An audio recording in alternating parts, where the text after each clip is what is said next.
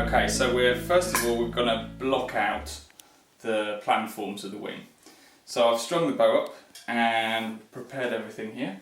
So what I'm going to do is roll this on, and you can see, if you want to look at the lines here, that I've marked out, see it a bit easier there, I've marked out all of the planform here. So we're going to take two wings out of this, or two blanks for two sets of wings out of this. And the first thing I'm going to do is cut it to length. So this is an Aeolus wing, it's 700mm for half a wing. So you can see I'm using my weights to make sure the foam block is nice and stable. And then all I'm going to do is get this roughly central. It's not absolutely critical that it's absolutely bang on central, but I will get my ruler out, just verify, because obviously you don't want one end coming out miles before the other. So that's just over 10 inches, that's 13, so we're going to need to move it a little bit to the left, like that. That's probably about right. Just double check. We're going to let gravity do the work here, so that's 11, it's going to be alright I think. Yeah, just take a 12, I'll just smidge it a half inch there. So just verify it's absolutely on the line, because you can't adjust this once you're cutting. Okay, so we're in position, we're ready to cut. A few safety things. So first of all, make sure that there's nothing in the way of the path of the wire. That's really important. So you don't want to be cutting your own bits of your own pull wires here or anything else like that. So I'm just attaching these either side of the foam block and making sure that I'm not getting anything in between that wire. So the wire's just going to fall straight through, and I'm going to catch it at the bottom here. So safety check. Nothing in the path of the wire. Got my long sleeves on, no short sleeves while you're doing this. And you know, just take your time. Whenever you turn it on, think first before you cut.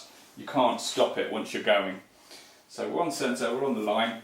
I've already set my power supply up. You can see I've got it at the foot here. There's a reason for that, because when it's fallen through, I'm going to be catching the bow, and I don't want to be moving around with a hot wire bow in my hand, so I want to be able to turn it straight off the moment it's cut through.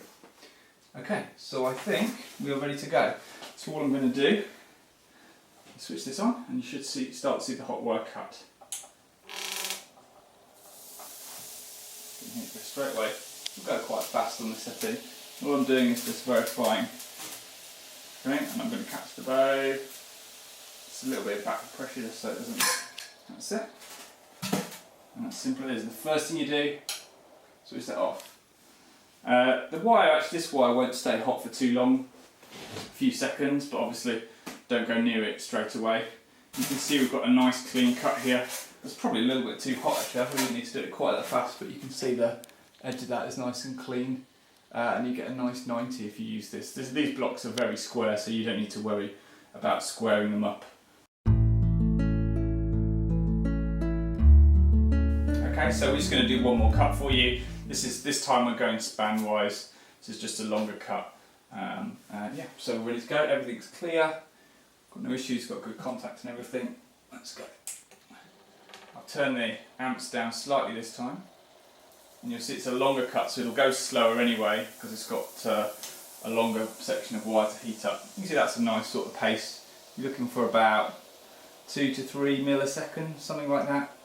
There's never any problem going too slow, but if you go too fast you can just take too much material out of the foam. So you'll see it's going to come out, must have got that pretty much bang central there. So I'm ready to catch it. Just put a little bit of backward pressure on the foam block as it comes out, so it doesn't stick. And there we go. Again, first thing, turn it straight off.